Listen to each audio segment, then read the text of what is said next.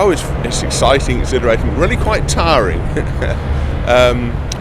Obviously, what is most important to me is always to get back to the constituency, so I can talk to my constituents there, because that's my first duty is to my constituents in Eastleigh.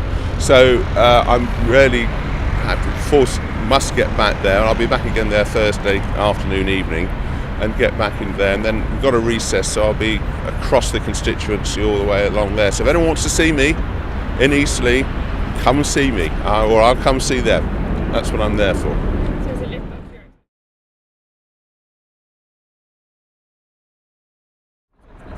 Well, I think in the current situation we can't expect a whole lot. We do know we're going to get an improved tax allowance starting in April from the previous budget. What I'd like to see is that go up, not just the £10,000 that we've promised, but so that everyone on minimum wage doesn't have to pay income tax at all.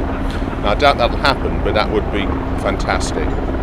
We've seen help with childcare costs come out yesterday, and that'll be rolled forward.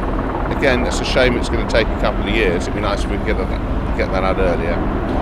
I'd like to see Vince Cable's ideas of a boost to the economy through more infrastructure spending. I think that'd be a really good idea. We've seen some hints of that already. And if we get that in the housing market, so people, as you know, in Eastleigh, there's a 6,000 waiting list. We really need some help with getting houses for people who need them. So those are the sort of main things I'd be looking for. And that would all create jobs and investment, which from jobs and investment comes taxes, comes help for everybody. So that's absolutely vital.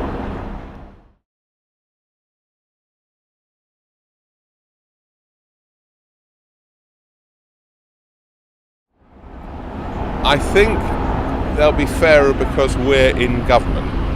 I don't think we'd be seeing the kind of policies that we're seeing in regards for the ordinary working person, with the tax cuts and the pupil premiums we've had, and help for pensioners. I generally don't believe that, because those are Liberal Democrat policies, not Conservative policies.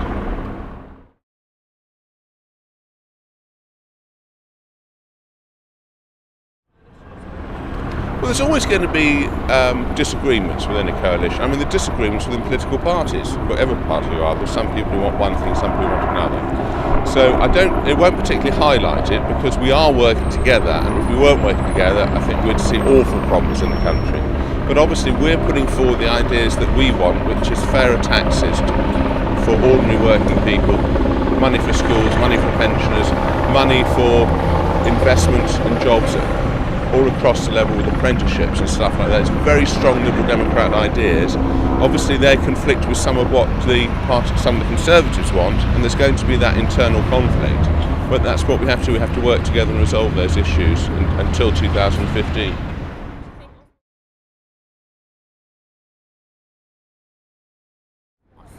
I think we'll just have to wait and see on that one. It's difficult for me to comment on that one. We'll just have to wait and see. The economy has been in an awful mess. It did suffer a terrible heart attack, and then we've had the Eurozone, which was totally unexpected. Just had Cyprus. You look at all that, these are all external factors that none of us had any idea that would happen. So I think that there is there's quite a strong element of outside influence. But yes, if we can, within the economy, if we can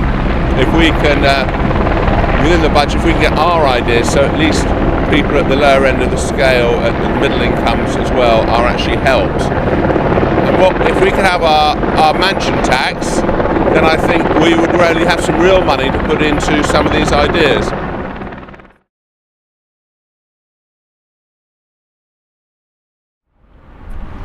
Well, there are some signs that the economy is starting to think about maybe possibly getting slightly better at some point, and they're all really built on that. If we can see some economic growth, from that economic growth we can start providing much fairer taxes, and it's about running the economy properly, which is what we want to do as Liberal Democrats, running the economy well so we can build the economy to provide a fairer society. And a lot of that is to do with taxes, a lot of that is to do with providing the right money going to the right places, and that's what we really want to do, rather than necessarily looking for people who are better off.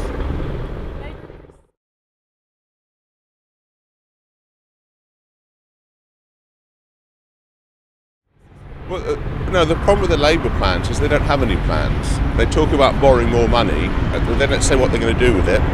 They sort of talk very vaguely about everything. It's actually quite in contrast to what the Labour group used to do at Eastleigh, where they used to come up with proposed costed plans.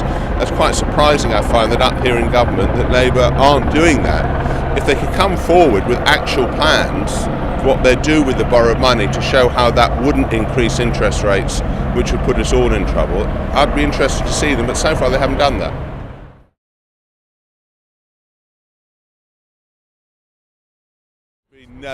There should be no banning of any journalists in Parliament. They should be allowed full access like they have now. In a free society, journalists must be able to hold politicians to account at all times. It's absolutely vital they do that. For a free press, and I don't think the latest things that have come out are actually attack a free press. What surprises me about some of the newspapers' reaction to the latest proposals are that it's a press regulation system that they run. All it means is the press, that what we put in there means that ministers can't influence it. That's the statutory underpinning. The ministers can't get involved and change it.